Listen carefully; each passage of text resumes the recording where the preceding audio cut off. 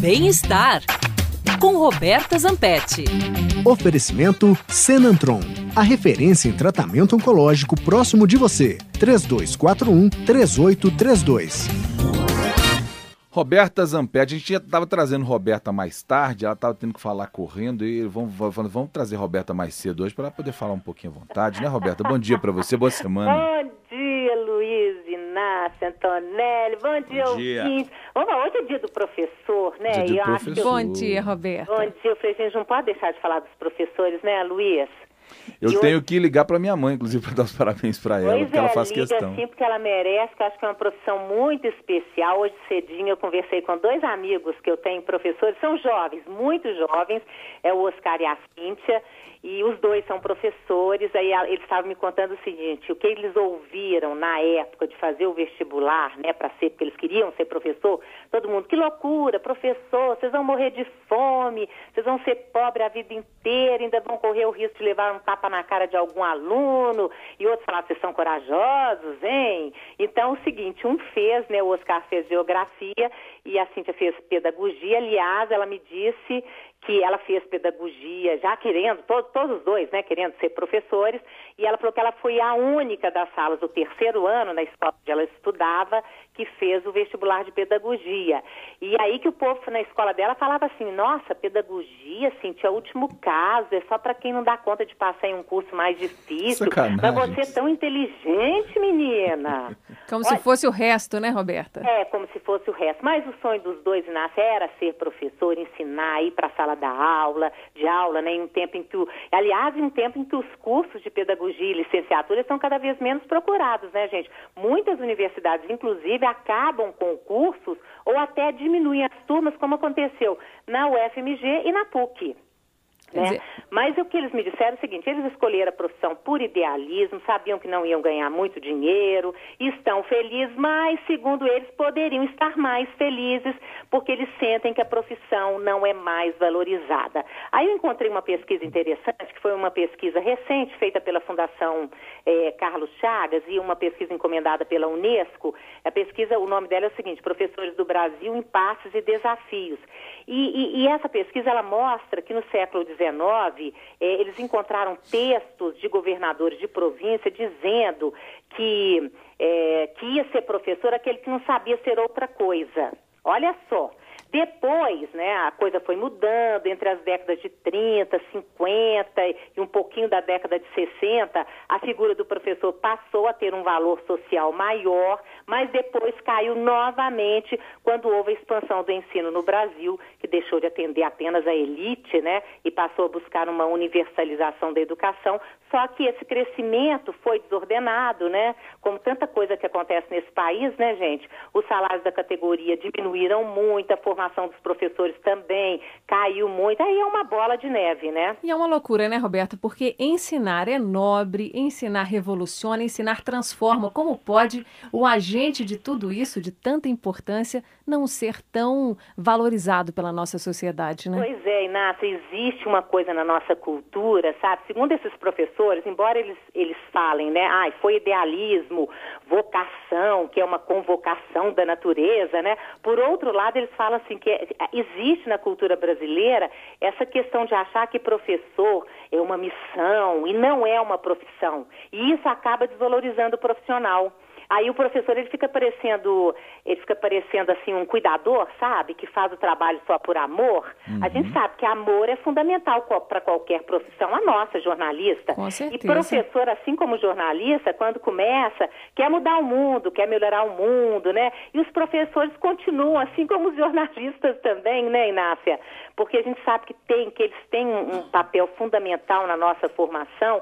Agora, o que eles querem... Eu lembro da minha primeira professora, nossa, como é que ela foi importante para mim. Imagino que vocês aí também devem se lembrar, né? Eu também me lembro da minha primeira professora no primeiro ano, porque eu sou da época em que a gente já entrava direto no primeiro ano, né? Não fazia o pré-primário ou o jardim. Isso veio depois de mim. Eu sou dessa época também, mas você é bem mais jovem. Eu sou do pré. Sou nada, Roberto, mas eu também fui assim, eu fui direto, nem fazia jardim, não.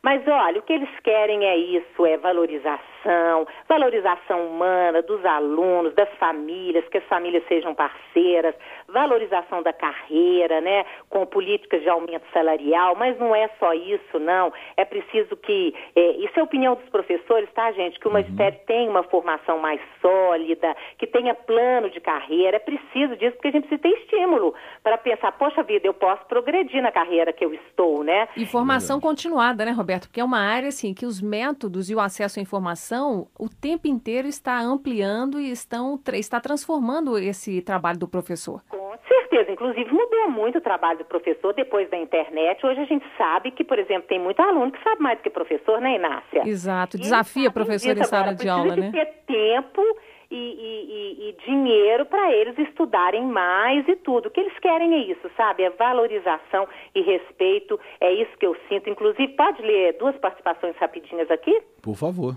O César Pedroso, que é professor, é o pessoal na rede social me mandando, tá? Ele falou assim, olha, Roberta, a gente precisa de respeito. Sim, o respeito começa pelo cumprimento da Constituição Federal, então que cumpra-se a lei do Piso Nacional da Educação. Ele falou que é educador da rede estadual há uns 20 anos e que ele ganha menos de R$1.000 e é formado, segundo ele, pela UFMG. Aí tem a Sandra Diniz, que aí já vem, olha, eu tenho o maior orgulho de ser professor, amo esse ofício, todos que são ou que já foram meus alunos sabem do meu prazer de estar em sala de aula, é um local onde eu me sinto muito bem, é vontade, é um trabalho em que a gente tem a possibilidade de transformar e em ser transformada em uma pessoa melhor. É isso, acho que a participação dos dois muito legal e da Sandra, é isso mesmo, você transforma o aluno, mas o aluno se transforma também, é uma via de mão dupla, né?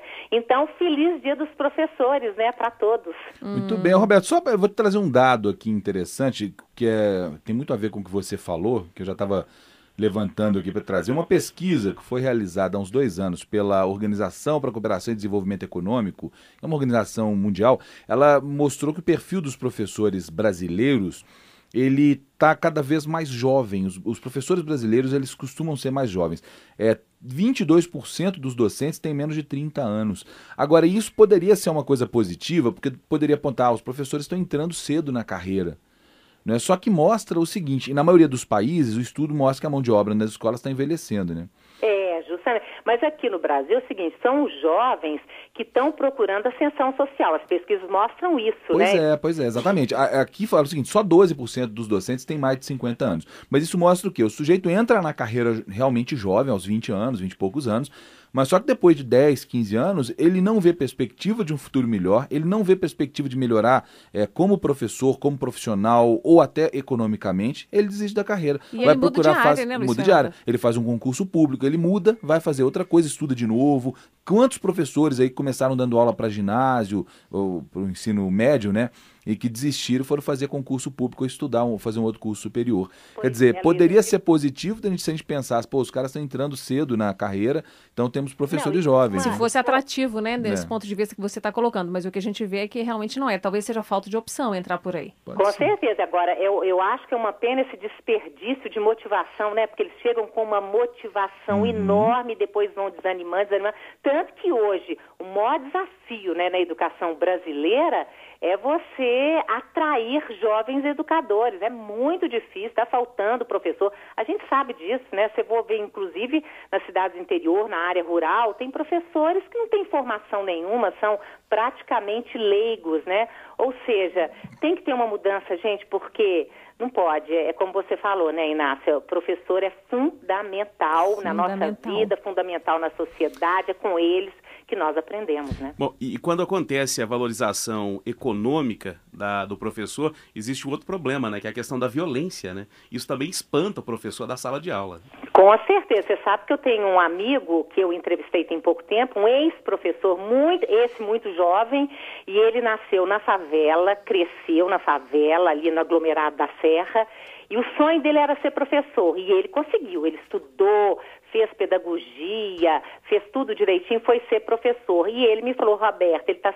super desiludido porque ele desistiu da carreira até um dia que um aluno cuspiu na cara. Ele dava aula lá na escola, lá na aglomerada da Serra. E um dia um aluno dele cuspiu na cara dele e falou, olha, isso para mim foi pior do que tivesse me dado um tiro no peito. Porque, assim, cuspir, né, é uma coisa violenta demais na nossa cultura, né? Não sei se é a comparação que ele fez, mas, enfim, ele desistiu. A gente não pode deixar isso acontecer. acontecer porque foi mais uma pessoa que largou, né? E a gente não pode ficar só fazendo as coisas por amor, não. A gente tem conta de luz para pagar, tem aluguel, tem comida, tem transporte para pagar. A gente precisa ganhar pelo que a gente faz, lógico. Certamente. Roberta, a gente volta a se falar na quarta-feira, então. Um abraço a todos os professores que são seus leitores e seus ouvintes, seus telespectadores também aí. Obrigado pela participação conosco hoje. Beijo para você. Eu que agradeço, um beijo para vocês todos, para os nossos queridíssimos ouvintes, que todos tenham uma semana muito abençoada, gente. Tchau, tchau.